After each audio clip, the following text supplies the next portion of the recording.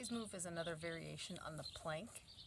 So we're back on our front, not really taxing our stomachs and our muscles, our mom muscles, in case we have some rebuilding issues there in the forms of diastasis recti, which I had experience with. So I'm not really going to push a lot of extended weighted crunch type things, but we're back on the front again in order to work from the inside out. When we have extras around our middle, it's oftentimes the visceral fat, and it's really hard to get rid of. And so in order to work on that, we have to actually strengthen from the inside and go out. And so this is another one that works on the core as well as your arms. So it's kind of a 2-for-1 move, and we do what we can. The first part of the move, or the basic move itself, is again up in a plank. And maybe you're thinking, lady, enough with the planks. We did those. Yeah, you did the planks, but now we're going to build on that and incorporate some arms. So it might be kind of hard to see with my baggy clothing, but we're in a plank, and then we're going to alternate touching our shoulder.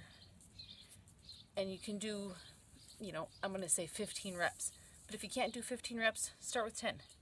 Now, what I don't want you to do is start twisting your body to get your arm up there. When your body starts rotating, then you're done. So do, let's say 10 to 15 reps on each side, and then switch. 10 to 15 reps. Again, if I start swinging, the momentum is killing the exercise. What you can do is to go down on your knees.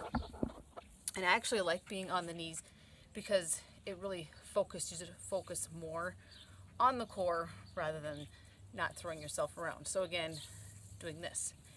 Now, what you can do to make this more challenging, if you're a little bit past the basic plank, is to throw in a push-up. Now, don't get scared on me. Push-ups can be okay. So what you would do is a left and a right, and then a push-up. A left and a right, and a push-up. Now, there is going to be a little bit of rocking because you're switching sides. You could also go on your toes. Left, right, push-up. Now, that's a lot more challenging. If you've not done push-ups in a long time, this is maybe a way to get started because your body doesn't think, oh my gosh, I have to do 5 push-ups. I'm only on 4. Maybe don't count it so much as push-ups, but as a move. And it doesn't seem maybe as intimidating.